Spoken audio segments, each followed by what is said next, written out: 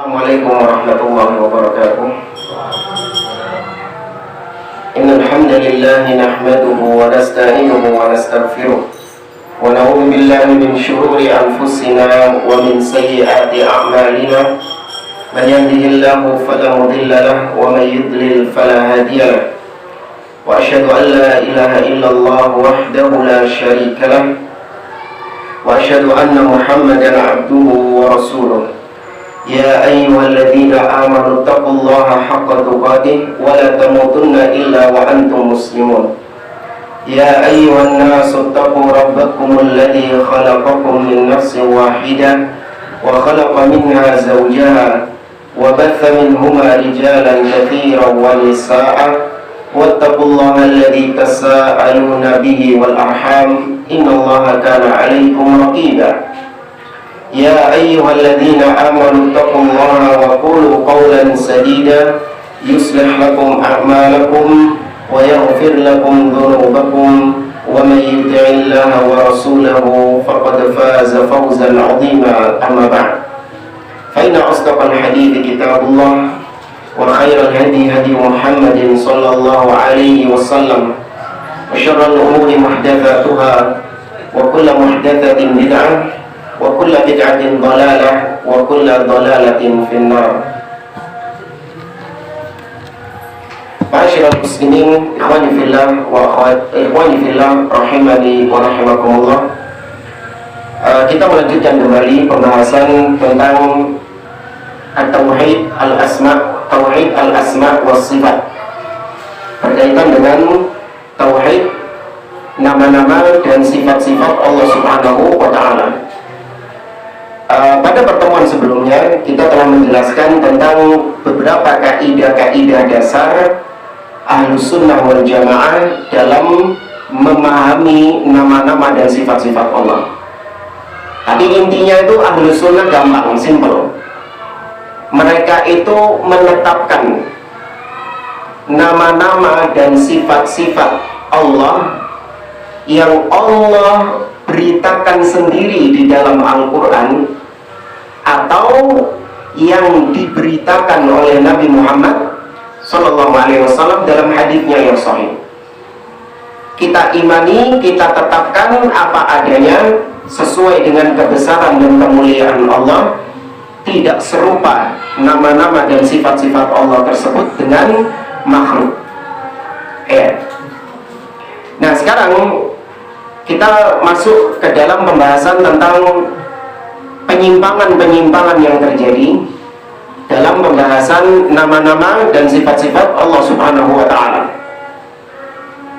Di sini ada lima istilah yang mungkin bagi sebagian Anda agak asing istilah-istilah ini, tapi bagi yang sudah mempelajari tentang nama-nama dan sifat-sifat Allah, insya Allah tidak heran dengan istilah-istilah berikut ini. Yang pertama adalah at-ta'til. Ya, at-ta'til. At-ta'til artinya menolak.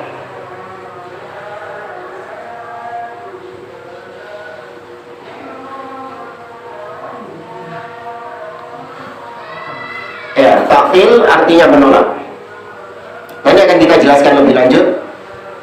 Tapi ini kita terjemahkan terlebih dahulu. Tahrif artinya menyelewengkan.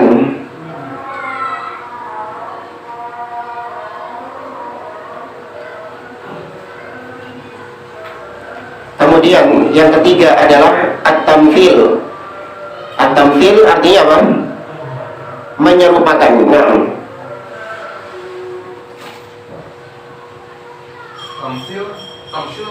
Tamthil pakai fa. Ya, tamthil. Ya. Kemudian yang keempat adalah at-takyif. Ya, at-takyif yaitu membagaimanakan.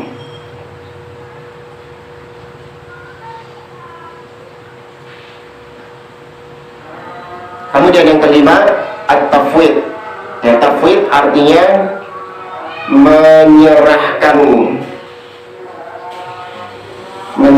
makna. Kita bahas satu persatu sesuai dengan apa yang dijelaskan oleh Syekh Muhammad bin Shalih Al-Utsaimin dalam syarah Al-Aqidah Al-Wasithiyah. Ya, beliau mensyarah ucapan Syekhul Islam Ibnu Taimiyah, min ghairi tahrif wala ta'til wa min ghairi takyif wala tamthil. Ahlus sunnah menetapkan nama dan sifat Allah tanpa tahrif, tanpa ta'til, dan tanpa takyif, dan tanpa tamthil. Tapi nanti ditambahkan oleh beliau tentang tafwid yang kelima ini. Beliau mulai terlebih dahulu di sini dengan tahrif. Ya, beliau mulai terlebih dahulu dengan tahrif. Kata beliau, tahrif itu menyelewengkan atau merubah maknanya. Bisa pada lafal dalilnya, dan bisa juga pada lafal atau bisa juga pada maknanya. Ya, tahrif terbagi menjadi dua. Ada lafzi, yaitu lafalnya, dan ada maknawi, yaitu menyelewengkan atau merubah. Ya, ini menyelewengkan atau merubah makna. Maknawi atau secara maknanya. Tahrif menyelewengkan, merubah secara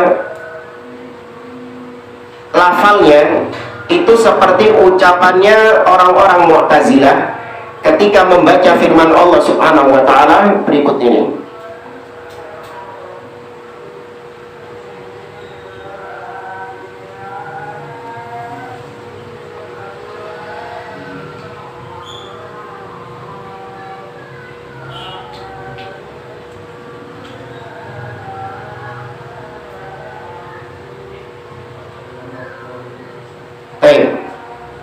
Kebaca tulisannya. Mereka membaca dengan apa? Wa kallamallah. Dibaca apa sama mereka? Wa kallamallaha. Wa kallamallaha Musa taklima. Ini merubah lafalnya. Karena di dalam Al-Quran yang benar apa? Yang benar apa?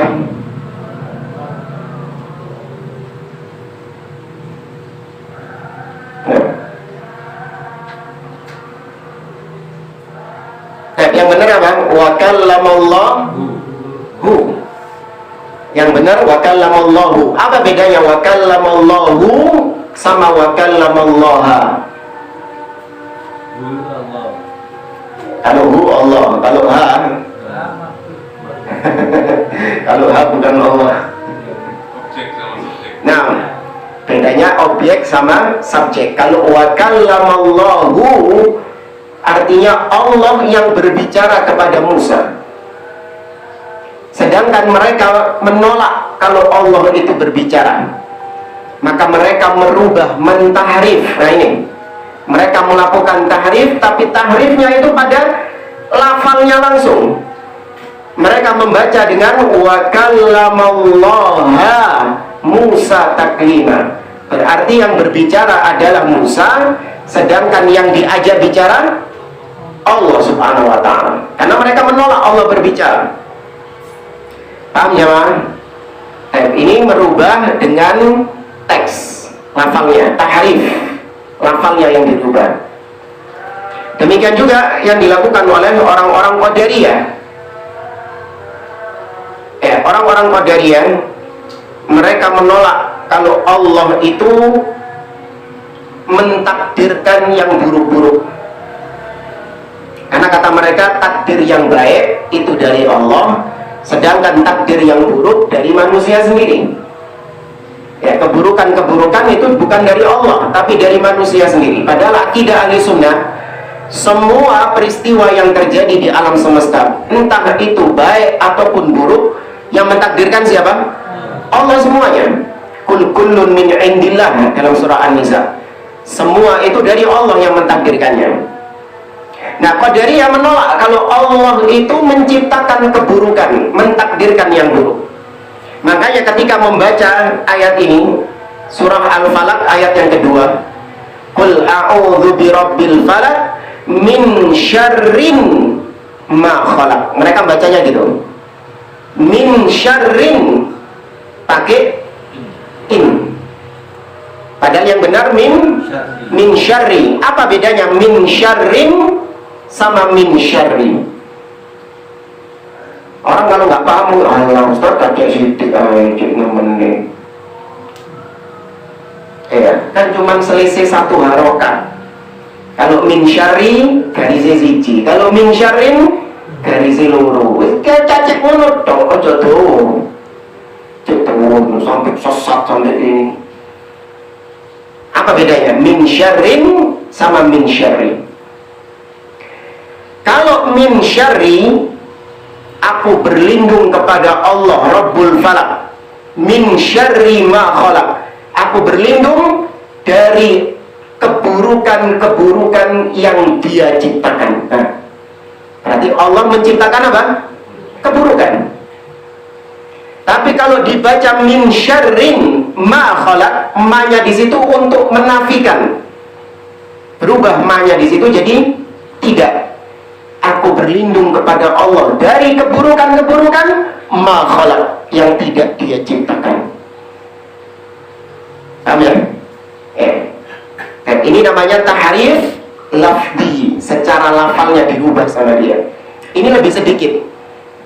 Banyaknya tahrif itu pada maknanya. Ya, tahrif itu kebanyakan pada makna, bukan pada lafalnya. Tahrif pada maknanya, seperti misalnya firman Allah Subhanahu wa taala, "Tsumma stawa 'alal arsy."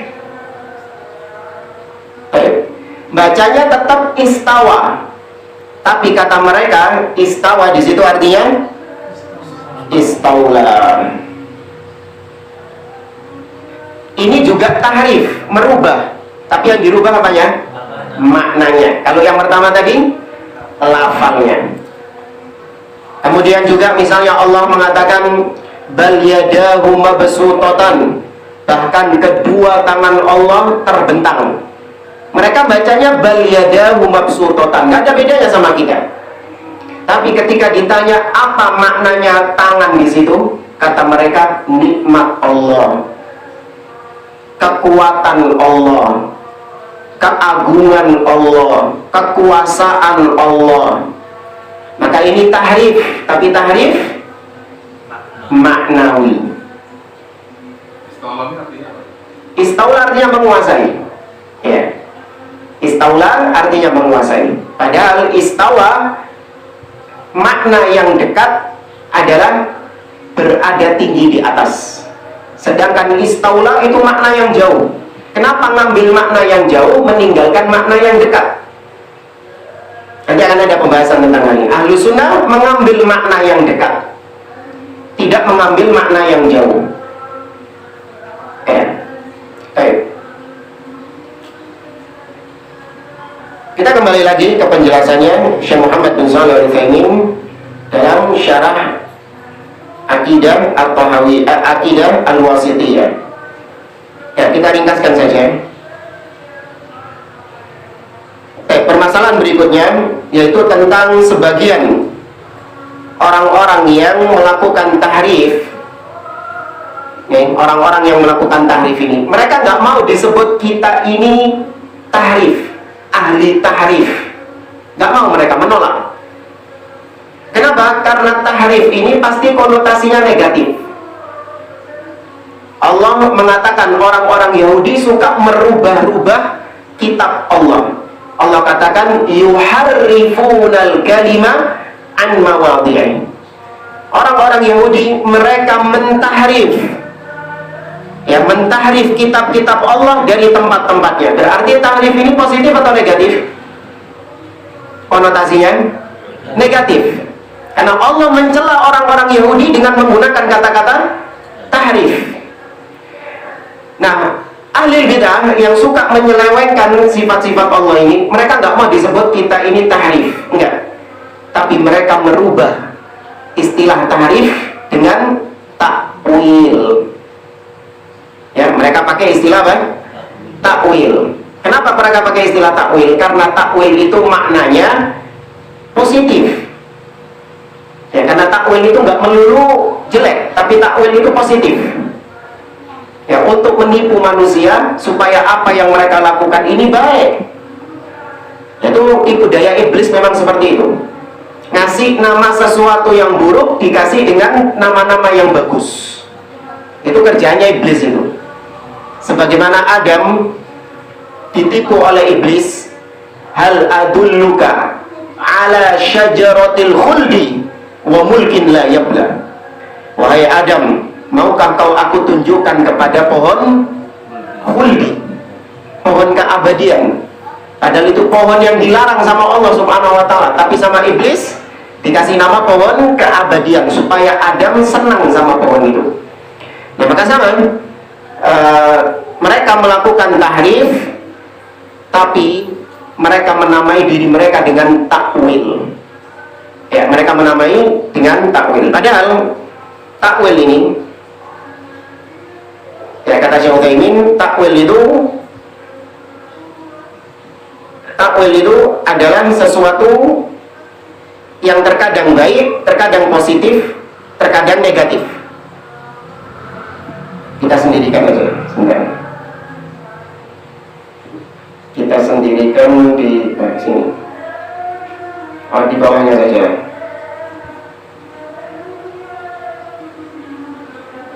Takwil.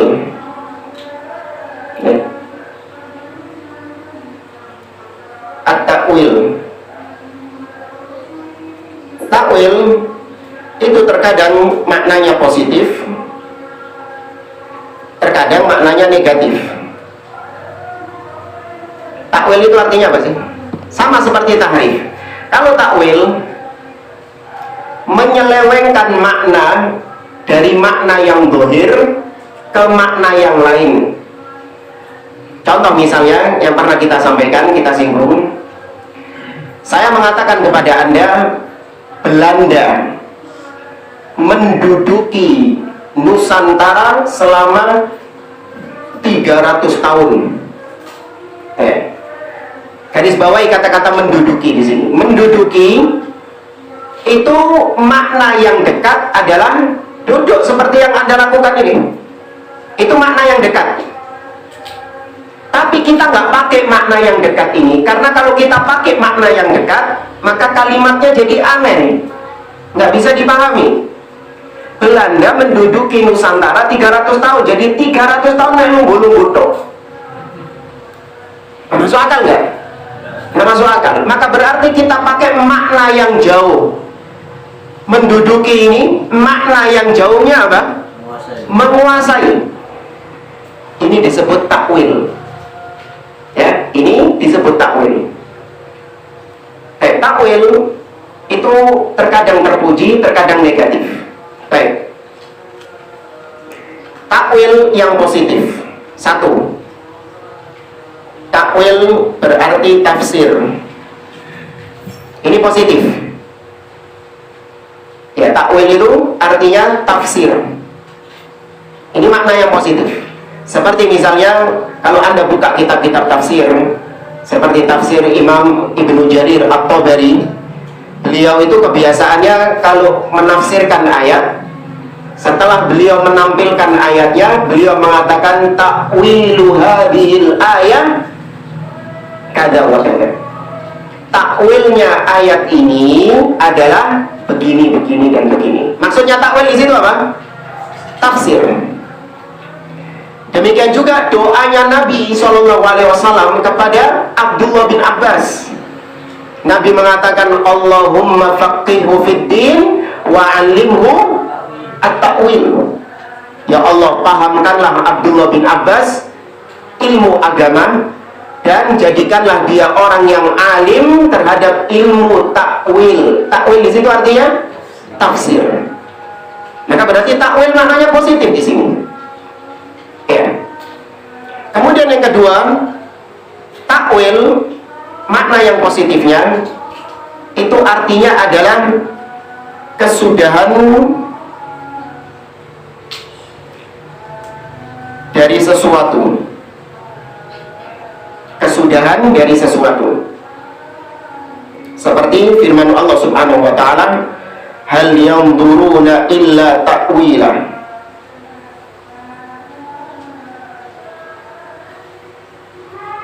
Surat Al-A'raf ayat 53.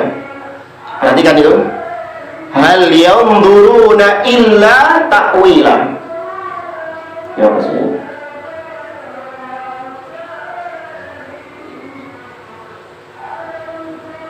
Perhatikan, hal yanzuruna illa ta'wila. Tidakkah mereka menanti-nanti takwilnya? Takwil artinya bukti tentang kebenaran yang selama ini disampaikan Allah Subhanahu wa taala. Allah itu mengabarkan kepada kita bahwa nanti di hari kiamat akan terjadi ini, akan terjadi ini. Matahari terbit dari barat, akan keluar Dajjal. Nanti di akhirat ada surga yang nikmatnya begini, begini, begini. Ada neraka yang siksanya begini, begini, begini.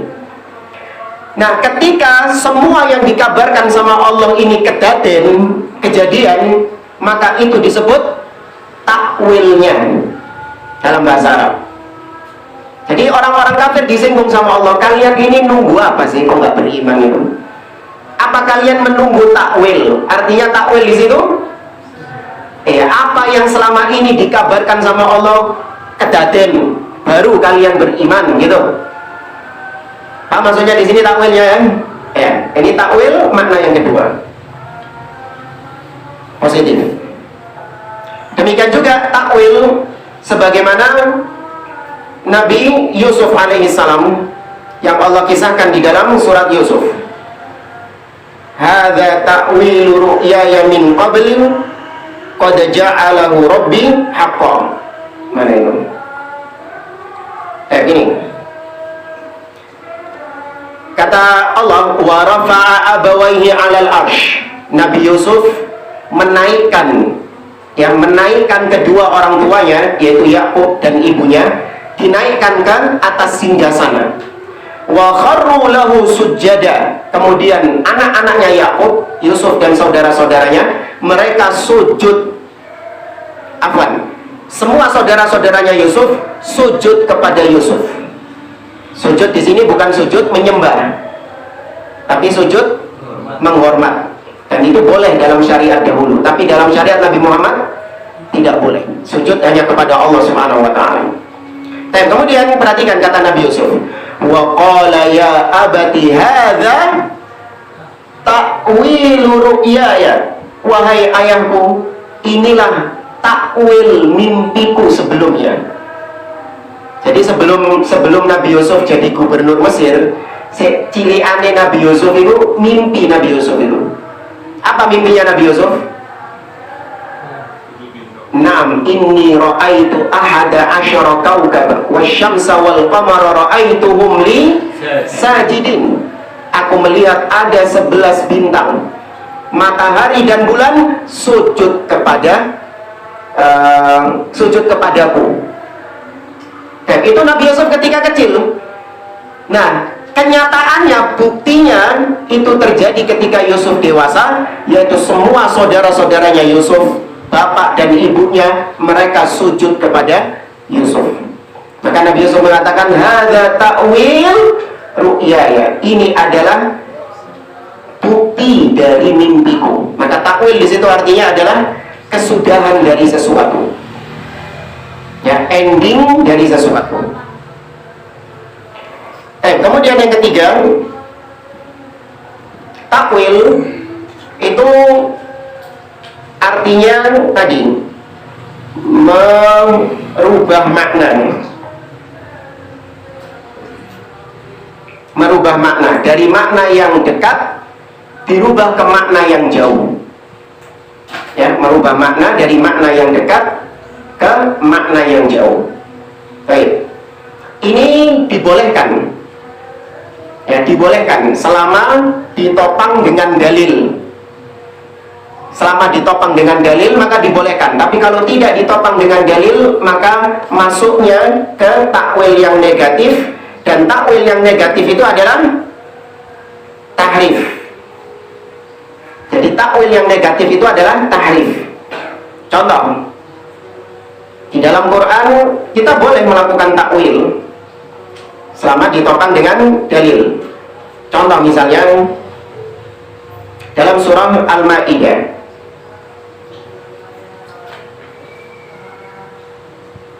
perhatikan ayat yang atas itu. Ya ayyuhalladzina amanu idza qumtum ila sholati faghsilu wujuhakum wa aydiyakum ilal marafiq.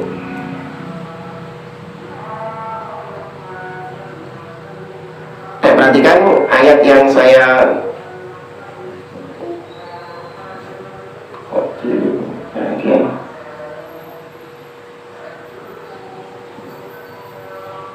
wahai orang-orang yang beriman, idza qumtum. Qumtum itu adalah bentuk fi'il madhi. Fi'il madhi artinya apa? Sudah lampau. Ya, fi'il madhi artinya yang sudah terjadi. Jadi kalau kita sesuai dengan zahir ayat ini, wahai orang-orang yang beriman, apabila kalian telah berdiri melaksanakan sholat, maka faghsilu wujuhakum wa aydiyakum ilal marafiq, maka basuh wajah kalian, basuh tangan kalian, artinya berwudu. Berarti menurut zahir ayat ini, wudu itu dilakukan ketika selesai sholat. Iya dong, paham nggak maksudnya? Karena pakai fi'il, kata kerja apa? Lampau. Tapi kenapa sampean kalau wudu itu kok sebelum sholat? Berarti Anda melakukan takwil. Anda merubah qumtum yang aslinya setelah sholat, Anda rubah menjadi sebelum sholat. Harus ada bukti. Apa buktinya? Prakteknya Nabi SAW. Nabi itu kalau mau sholat sebelum atau sesudah wudunya? Sebelum. Ya. Kemudian yang kedua, dari sisi bahasa Arab, qumtum itu bukan dipakai hanya untuk kata kerja lampau, tapi juga dipakai untuk perbuatan yang dilakukan secara terus-menerus. Ya, dilakukan secara terus-menerus. Karena seorang mukmin ketika mau sholat, dia pasti berwudu, dilakukan secara terus-menerus. Maka menggunakan kata kerja lampau, qumtum, itu dibenarkan dalam bahasa Arab. Maka jadilah ini takwil yang sahih, takwilnya benar, ya, karena ditopang dengan dalil. Sama halnya dengan firman Allah di dalam surah An-Nahl.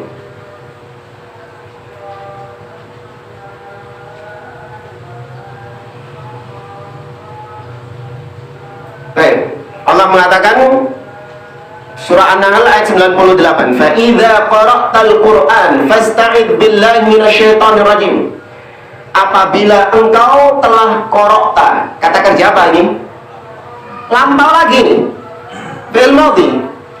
Apabila kalian telah membaca Al-Quran, maka mintalah perlindungan kepada Allah dari syaitan yang terkutuk. Jadi mengucapkan a'udzubillahi minasyaitonir rajim menurut zahir ayat ini sebelum atau sesudah baca Quran? Sesudah. Menurut zahirnya, awas. Tapi ternyata kita melakukannya sebelum membaca Al-Quran. Ini takwil. Dibolehkan. Kenapa? Ada dalil. Nabi SAW mempraktekkan a'udzubillahi minasyaitonir rajim sebelum membaca Al-Quran. Demikian juga secara bahasa Arab dibenarkan, karena untuk menunjukkan kata kerja yang terus berkesinambungan. Maka ini takwil yang dibenarkan. Masih banyak contoh-contohnya, tapi saya cukupkan itu saja berkaitan dengan takwil.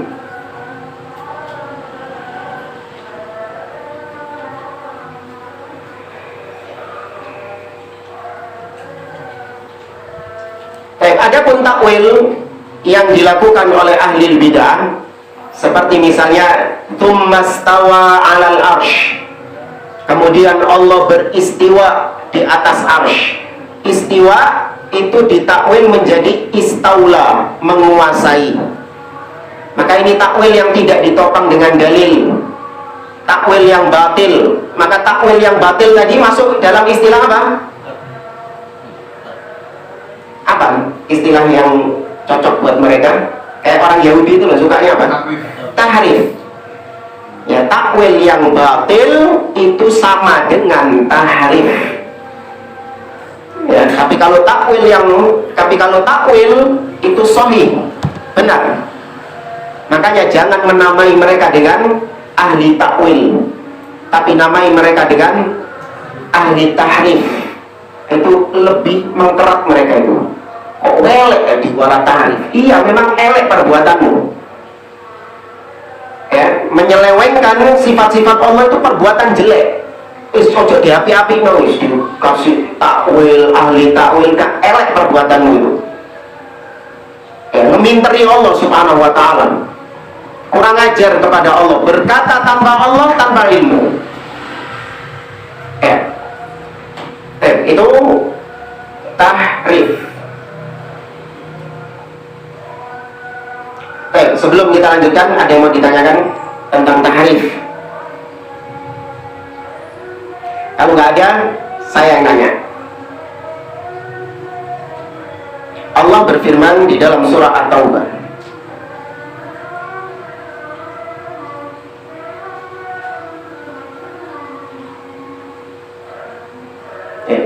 ayat ke-67.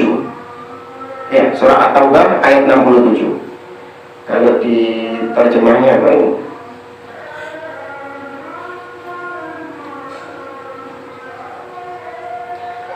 Perhatikan di sini.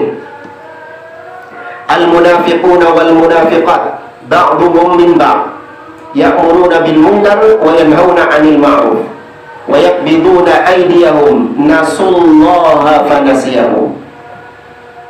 Itu yang terakhir itu yang jadi perhatian kita. Kata Allah, orang munafik itu mereka nasullah, melupakan Allah ketika di dunia. Maka di akhirat, kata Allah, fanasiyahum, Allah melupakan mereka. Ya, Allah melupakan mereka. Pertanyaannya, apakah Allah punya sifat nisyan?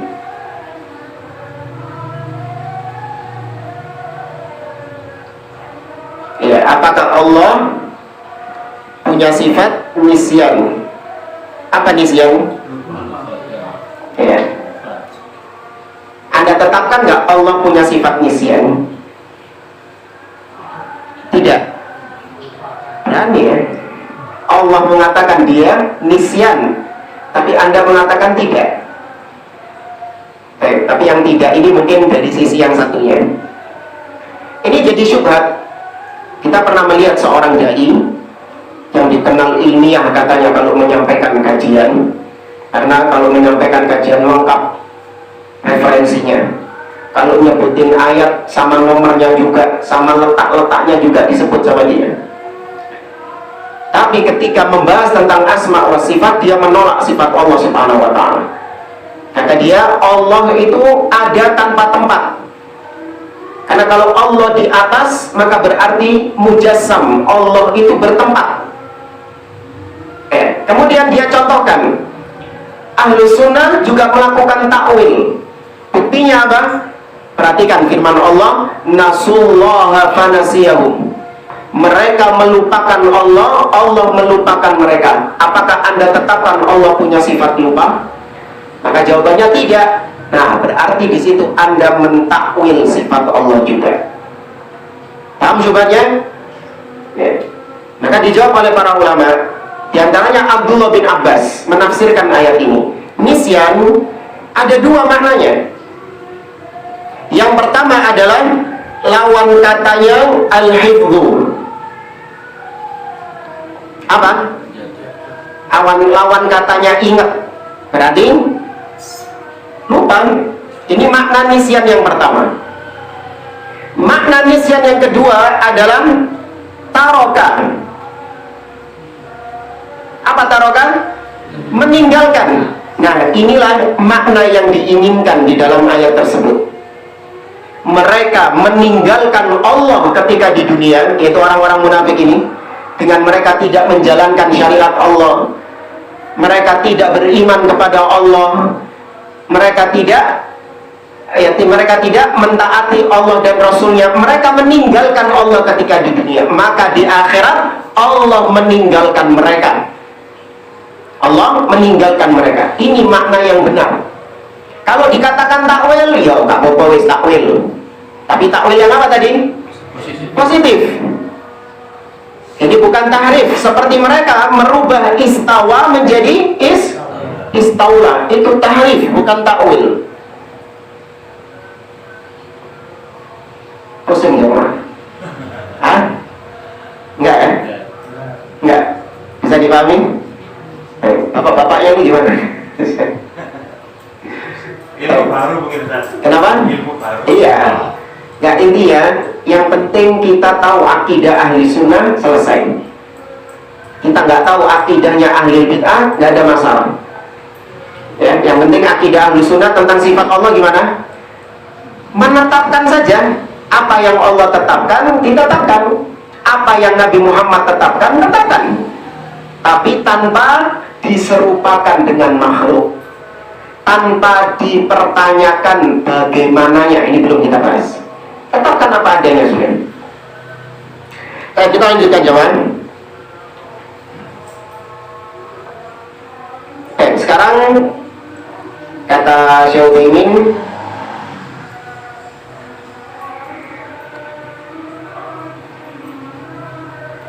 ta'til. Ya, ta'til. Ta'til artinya mengingkari apa-apa yang Allah tetapkan dari sifat-sifatnya, baik mengingkari secara total ataupun mengingkari sebagian. Seperti misalnya orang Jahmiyah, kelompok Jahmiyah. Kelompok Jahmiyah itu mereka melakukan ta'til secara kulli. Artinya semua sifat-sifat Allah, nama-nama Allah ditolak IKB sama mereka. Ditolak semua sama mereka. Ini ta'til, menolak, mengingkari sifat Allah secara keseluruhan. Ada juga ta'til tapi cuma sebagian. Seperti orang-orang Asy'ariyah. Mereka menolak sifat Allah dan menetapkan sebagiannya cuma 7 sifat saja. Sifat apa? Haya, sifat kudro, terus iroda, ilmu, apa? Sama, yaitu pendengaran, basor, kalam. Ya. Loh, terus sifat-sifat lain gimana? Sifat-sifat lain ditakwil menurut versi mereka, padahal tahrif. Ya, padahal ditahrif. Ini namanya ta'til, menolak. Ta'til, menolak sifat Allah itu bisa cuman menolak saja. Pokoknya saya tidak meyakini Allah itu di atas. Ini cuman menolak saja. Nah, terus maknanya ayat Allah fis sama gimana? Nggak tahu. Pokoknya saya tidak menetapkan Allah di atas. Ini cuman sekedar ta'til saja. Tapi ada juga ta'til, menolak sifat Allah, tapi dengan cara dia itu melakukan tahrif. Tahrif itu termasuk cabang dari ta'til. Tidaklah dia mentahrif, melainkan mukaddimahnya apa dulu? Ta'til, menolak dhisik, baru diselewengkan, kan gitu kan?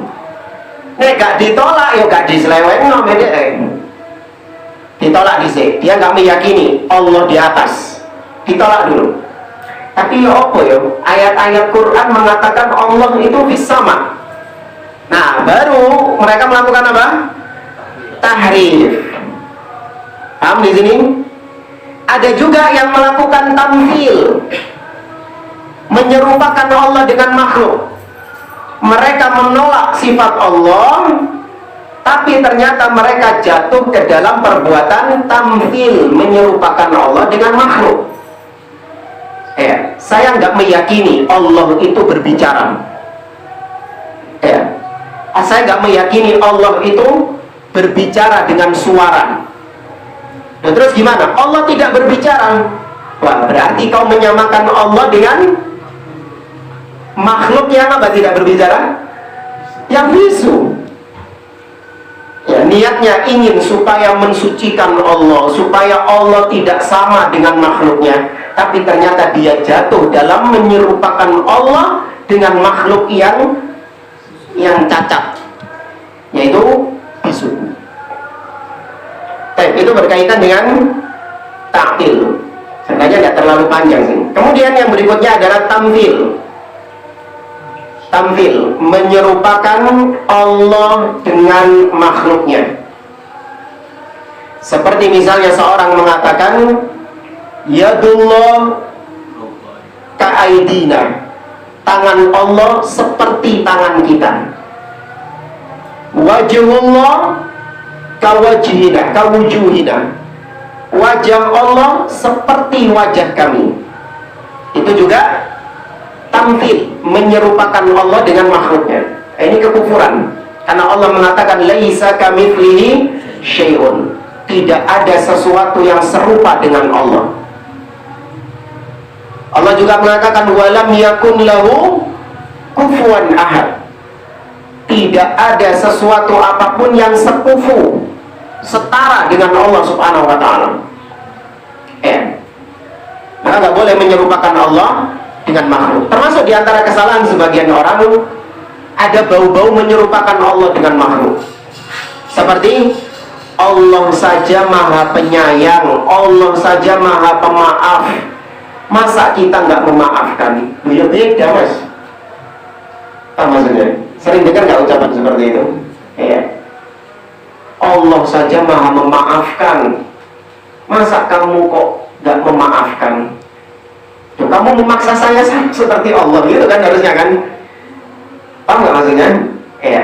Itu ada sisi tamthil, menyerupakan Allah dengan makhluk. Dan Syekhul Islam Ibnu Taimiyah rahimahullah, beliau difitnah tentang hal ini, di mana ada seorang traveler. Traveler itu apa ya? Hakim. Hah? Hakim. Hakim. Oh. Pelancong ya, orang yang suka jalan-jalan itu, keliling-keliling. Namanya Ibnu Battutah. Ya, Ibnu Battutah, bukan Ibnu Battah, beda. Kalau Ibnu Battah seorang ulama, pengarang kitab apa? Al-Ibanah. Ya, itu Ibnu Battah. Ini namanya Ibnu Battutah. Baik, dia menceritakan bahwa itu ditulis dalam buku ya, perjalanannya dia itu. Dia mengatakan, dia bercerita bahwa saya pernah tiba di Damaskus pada tahun 700 sekian. Ya. Ketika itu saya sedang mendengarkan khutbah Jumat dan khotibnya adalah Syekhul Islam Ibnu Taimiyah. Kemudian saya mendengar bahwa dia mengatakan bahwa Allah turun sebagaimana turunnya saya dari mimbar ini. Ya, Allah turun sebagaimana turunnya saya dari mimbar ini. Ini perbuatan apa ini? Tamthil. Sudah masuk perbuatan tamthil. Tapi yang jadi masalah, orang ini dusta. Kenapa dusta? Dibantah oleh para ulama. Karena ketika dia tiba di Damaskus, di tanggal yang dia katakan itu, di tahun yang dia katakan itu, Syekhul Islam Ibnu Taimiyah sudah masuk penjara dan tidak keluar sampai wafatnya dia. Maka berarti yang dilihat bukan Ibnu Taimiyah. Wallahu a'lam, mungkin dia ngarang-ngarang cerita sendiri. Ya, tapi intinya ucapan khotib tadi, saya turun, Allah turun sebagaimana saya turun, ini sudah masuk tamthil. Baik, ahli bid'ah, mereka menuduh kita ahlus sunnah sebagai mujassimah. Apa mujassimah? Yang menyerupakan Allah dengan makhluk. Musyabbihah, kata mereka. Ini orang-orang yang Wahabi ini, Salafi ini, itu suka menyerupakan Allah dengan makhluk. Loh, kok bisa? Iya. Kalian mengatakan Allah di atas arsy, Allah bertempat, Allah punya tangan, Allah punya kedua mata.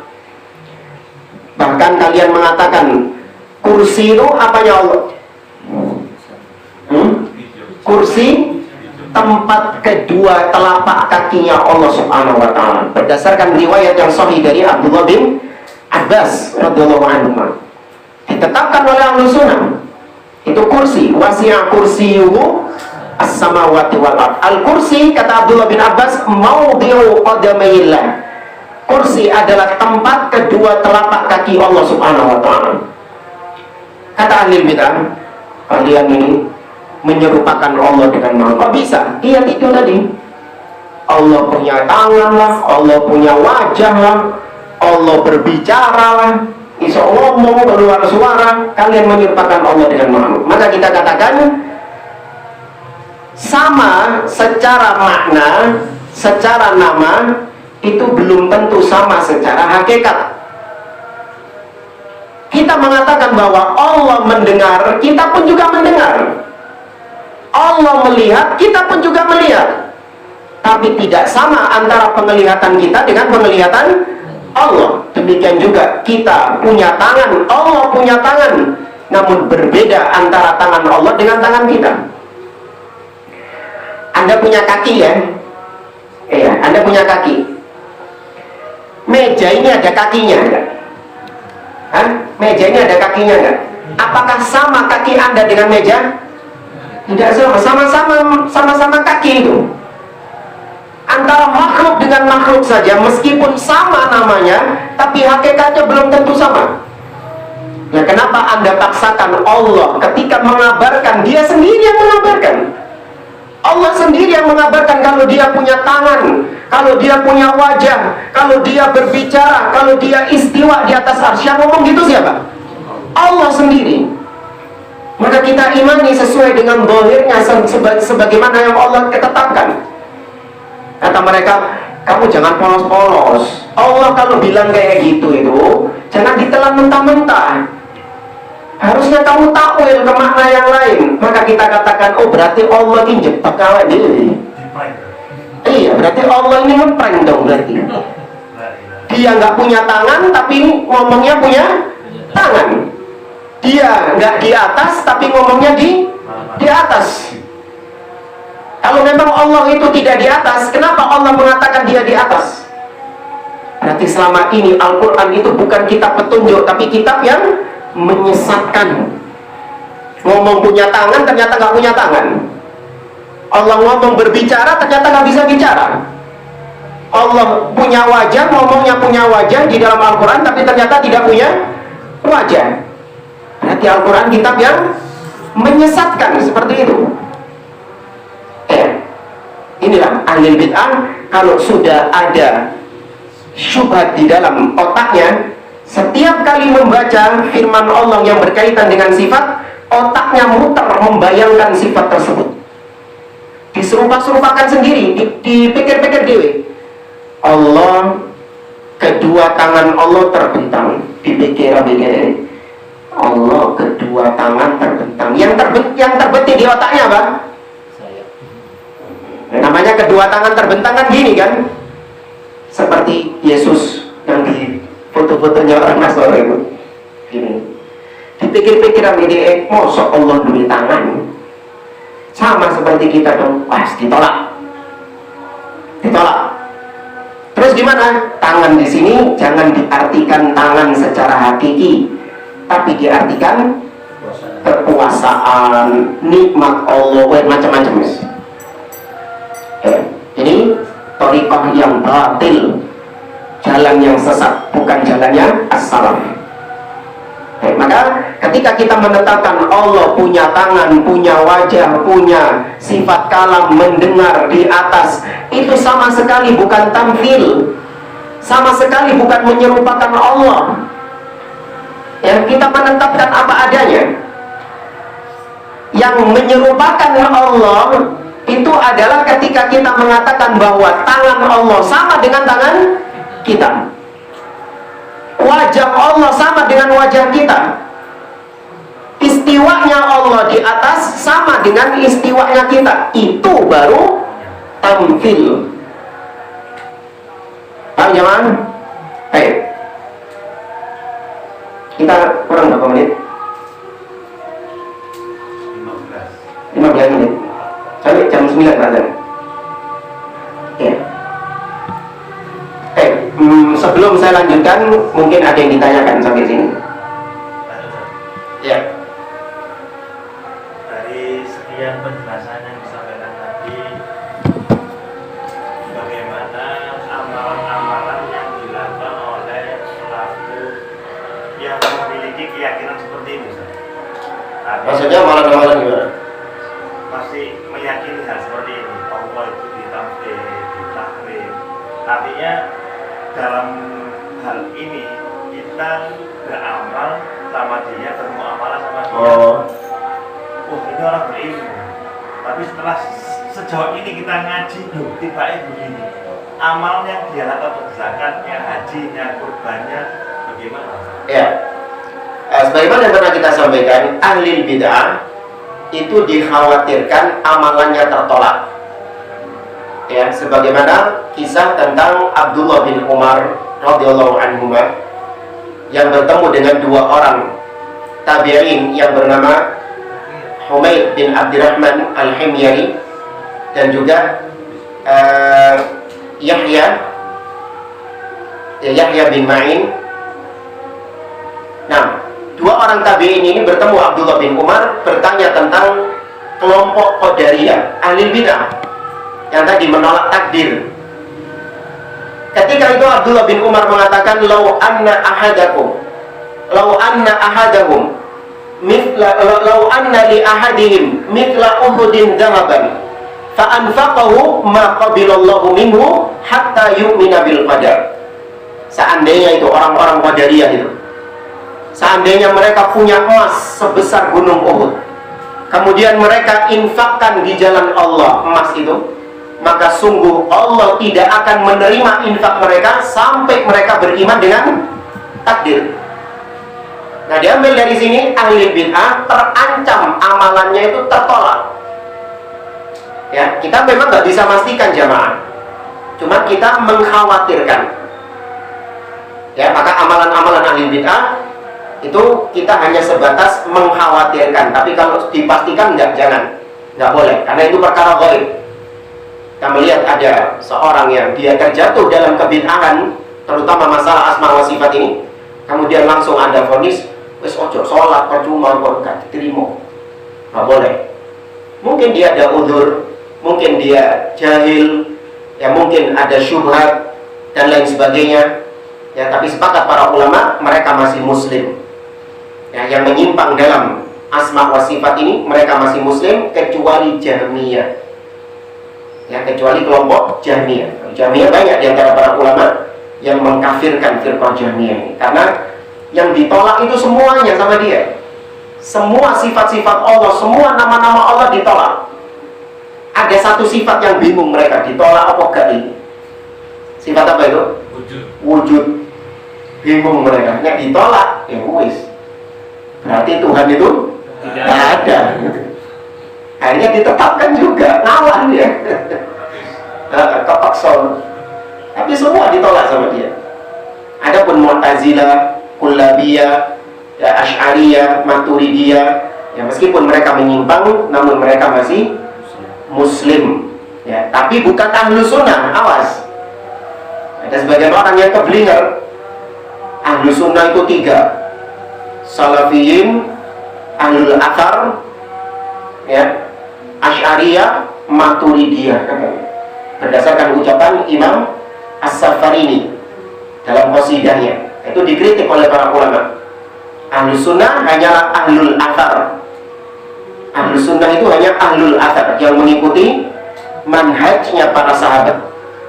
Adapun Asy'ariyah, Maturidiyah, mereka berakidah bukan seperti akidahnya para sahabat, para salaf. Maka mereka tidak disebut ahlus sunnah, tapi mereka disebut kaum muslimin juga.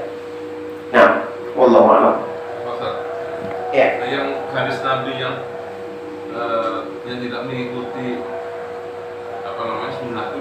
masih tertolak amalan yang tidak Ya, itu amalan. Amalan. Ya, man amila amalan laisa alaihi amruna asma wa sifatnya. Ya, kalau yang tadi Abdullah bin Umar itu perkara akidah. Ya, itu perkara akidah. Karena Qadariyah itu menyimpangnya bukan pada amalan tapi pada akidahnya. Ya. Terus kalau kita ada mengingkari satu ayat aja, jatuh kepada kafir itu. Nah, jatuh kepada pembatal Islam ya. Iya. Kalau misalnya tidak meyakini yang sunnah Nabi, contohnya misalnya isbah, buka pokok, misalnya ada ngomong gitu. Misalnya. Kalau dia muta'awilan kata para ulama, iya. Dia mengingkarinya karena ada syubhat, karena dia mentakwil, yang ada syubhat, makanya ditakwil sama dia. Oh, isbal itu yang nggak boleh kalau sombong.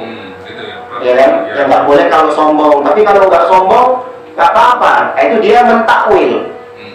Ya, yang seperti ini tidak dikatakan kafir. Artinya dia tidak murni menolak sunnah Nabi, menolak ajaran Nabi SAW. Itu pernah terjadi di zaman Umar ibn Khattab. Seorang sahabat, anda lupa namanya, Mad'un ibn Salamah kalau nggak salah. Mad'un ibn Salamah. Ya, dia itu minum khamar, bayangkan. Menganggap bahwa khamar itu nggak haram. Padahal itu di zamannya Umar, khalifah, sudah jadi khalifah. Nabi sudah apa? Sudah wafat. Tapi dia menenggak khamar dan menganggap apa yang dia lakukan itu halal, boleh. Bukan perkara yang haram. Ya, tapi sama Umar ibn Khattab dia diberi udzur. Kenapa? Muta'awwilan. Karena dia menganggap bahwa khamr yang haram itu yang terbuat dari anggur saja. Adapun khamr yang terbuat dari kurma, ya, nabil namanya. Ya, khamr yang terbuat dari kurma namanya nabil. Itu nggak haram, meskipun memabukkan. Maka sama Umar bin Khattab tidak dicambuk, Padahal dia membolehkan, menganggap perbuatannya boleh. Ya. Tapi kalau dia dengan keyakinannya bukan karena mentakwil, tapi dengan keyakinannya merubah apa yang Allah halalkan menjadi haram atau apa yang Allah haramkan menjadi halal, ini bisa kufur, keluar dari Islam. Ya, baik, Allah alam. Termasuk yang sunnah Nabi juga. Iya, karena masuk juga sunnah itu adalah penafsir dari ayat Al-Quran. Ya, sunnah itu menafsirkan ayat Al-Quran. Dengan kata lain yang tadi Pak, walaupun dia sudah paham isbah, tapi dia mengatakan gak apa-apa misalnya, bisa jatuh kepada kafir. Ya, kalau memang sudah ini ya, takwilnya itu sudah dihilangkan sama dia. Takwilnya sudah dihilangkan, artinya sudah sampai hujjah kepadanya bahwa apa yang kau halalkan dari hal tersebut itu nggak boleh dengan alasan ini. Intinya sudah selesai hujjahnya, dia sudah terpatahkan. Namun dia tetap mengatakan alamus, kok ini bahwa halal kok ini boleh. Maka iya, dikhawatirkan dia bukan dosa isbal yang kena, tapi merubah syariat Allah Subhanahu wa Ta'ala. Iya, menolak syariat Allah Subhanahu wa Ta'ala. Maka jangan dilihat isbalnya, tapi dilihat dia merubah syariat Allah Azza wa Jalla, menghalalkan apa yang diharamkan atau mengharamkan apa yang dihalalkan. Makanya kata para ulama yang kemarin viral tentang LGBT, para ulama membedakan antara pelaku LGBT ya dengan orang yang menikah secara LGBT. Kalau pelaku LGBT hanya sekedar melakukan LGBT, liwat misalnya, homoseksual, dia terkena dosa besar, kabair, termasuk dosa besar itu. Ya, kalau ditegakkan syariat Islam, dibunuh orangnya. Ya, tobat atau nggak tobat dibunuh. Pelaku homoseksual. Adapun yang menikah, ya, laki-laki menikah dengan laki-laki, rabi jamaah, bukan hanya sekedar berhubungan, tapi dia meresmikan, ya, meresmikan dia. Maka yang meresmikan ini statusnya apa? Kafir. Kenapa kok kafir? Menghalalkan. Jadi bukan cuma dosa LGBT, bukan cuma dosa liwat, Tapi ada dosa yang lebih besar lagi, apa? Menghalalkan apa yang diharamkan Allah. Bahkan seandainya orang ini straight, dia orientasi seksualnya itu lurus, menyukai lawan jenis, bukan menyukai sesama jenis, tapi dia vokal, lantang mengatakan bahwa Allah menghalalkan pernikahan sesama jenis. Pernikahan sesama jenis itu boleh, dibolehkan di dalam agama. Kalau dia bukan orang yang muta'awilan, yang keliru takwilnya, maka dia sudah dikafirkan, meskipun dia bukan seorang pelaku LGBT. Ya, maka hati-hati dengan dosa menghalalkan apa yang diharamkan sama Allah Subhanahu wa Ta'ala. Makanya saya menasihati beberapa orang-orang yang mungkin masih merokok misalnya, atau masih mendengarkan musik. Saya nasihati kepada mereka, saya sering menasihati kepada mereka, yakini dulu hukumnya. Kalau soal kau belum bisa meninggalkannya, itu urusan nanti. Yang penting yakini dulu hukumnya haram. Soal kau saya masih susah Ustaz meninggalkan rokok, itu nanti. Jangan gara-gara kau masih doyan ngerokok, kau membela rokok mati-matian, akhirnya kau merubah hukum Allah yang Allah haramkan, kau katakan menjadi halal. Maka dosamu bukan cuma dosa rokok, tapi sudah merubah syariat Allah Subhanahu wa Ta'ala. Ya. Nah, kita katakan kau mau merokok, silahkan, itu kesehatan-kesehatanmu sendiri kok. Saya cuma menyampaikan. Ya, kau masih dengerin musik sampai budak gendang telingamu pecah, terserah. Ya. Tapi yang penting yakini dulu hukumnya. Ya, yakini dulu hukumnya. Soal nanti berhenti atau tidak, itu urusan belakangan, bukan berarti meremehkan, enggak. Ya, masih lebih ringan orang yang masih merokok, masih dengerin musik, tapi dia meyakini keharamannya, itu masih lebih penting daripada orang yang enggak ngerokok dan enggak mendengarkan musik, tapi dia merubah hukum Allah Subhanahu wa Ta'ala. Nah, wallahu a'lam. Kalau konsep milkul yamin itu masuk takwil atau mana, Mbak? Ya, itu keluar dari seorang yang berilmu katanya, dari seorang profesor. Ya, dia melakukan riset, dia melakukan penelitian tentang hal tersebut. Kemudian penelitiannya itu sampai pada arah bahwasanya milkul yamin bukan hanya diartikan budak, tapi juga diartikan orang yang sudah kita miliki cintanya. Jadi orang yang pacaran itu sudah milkul yamin, sudah dimiliki cintanya, berarti boleh digauli, berarti boleh disetubuhi.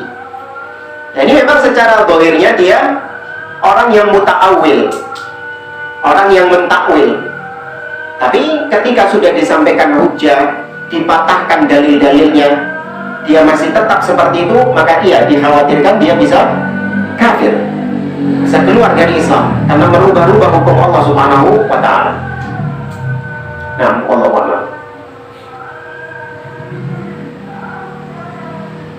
Kalau yang alasan tadi dia menikah tadi, kalau alasannya karena ham, Sama saja. tadi kan dia mengatakan Allah menghalalkan, jelas sudah itu kan. Jarang sih, mungkin nggak berani dia ngomong kalau Tuhan menghalalkan dia. Loh, memang nggak harus mengucapkan. Tapi kebanyakan yang terdengar tuh ham, mereka dengan mengatakan. Nah, tapi kan juga mereka terikat dengan agama. Ketika mereka melakukan pernikahan seperti itu, pasti terbentur dengan agama yang Islam. Ketika menikah secara apa dia? Ya, secara Islam dia. Makanya nggak ada di antara mereka yang betah di Islam pindah ke agama sebelah. Ya, pelaku-pelaku LGBT ini rata-rata pindah ke agama sebelah. Karena kalau di Islam gimana aturannya kalau dia menikah? Walinya yang laki gitu, bapaknya dihadirkan, mobil itu nikahahu wa tazwijahu gitu. Ribet jadinya, nggak terlaksana. Maka pindah ke agama sebelah gampang, tinggal dibayar pastornya, pendetanya bisa di situ. Iya. Kalau dikatakan alasan mereka karena haram, iya, itu alasan yang mereka pakai supaya legal perbuatannya. Tapi ketika mereka mengumumkan hal tersebut, maka berarti mereka menganggap perbuatannya dia itu halal, sah perbuatannya dia itu. Karena kalau dia masih menganggap perbuatannya itu haram, maka tentu dia sembunyi-sembunyi, tidak dia tampakkan. Pasti dia sembunyi-sembunyikan. Sama seperti Anda misalnya. Anda ketika makan nasi goreng, mie goreng, perlu sembunyi-sembunyi nggak? Langsung makan saja pinggir warung situ makan. Kenapa Anda berani? Karena halal. Iya. Coba kalau sesuatu yang haram, berani Anda tampakkan? Tak berani. Delik senyitin. Iya. Tidak makan mie goreng ketika puasa. Meskipun halal itu mie-nya, tapi waktunya waktu yang haram. Makannya di mana jadinya? Bungkus makan di rumah. Nggak berani makan di tempat. Iya. Belinya dari rumah. Makanya belinya aja udah malu, apalagi makannya. Terjawab, kira-kira ini bisa kita sampaikan. Insyaallah kita lanjutkan pada pertemuan berikutnya. Masih tersisa tentang takyif dan tafwid. Ya, ini juga agak berat, takyif sama tafwid. Yang 3 tadi paham ya? Taktil menolak, tahrif menyelewengkan, sedangkan tamfil menyerupakan. Baik. Hada wallahu a'lam bissawab. Kita akhiri aqulu qouli hada wa sallallahu ala nabiyyina Muhammad wa ala alihi wa sahbihi ajma'in. Wa akhiru da'wana alhamdulillahi rabbil alamin. Wassalamu alaikum warahmatullahi wabarakatuh.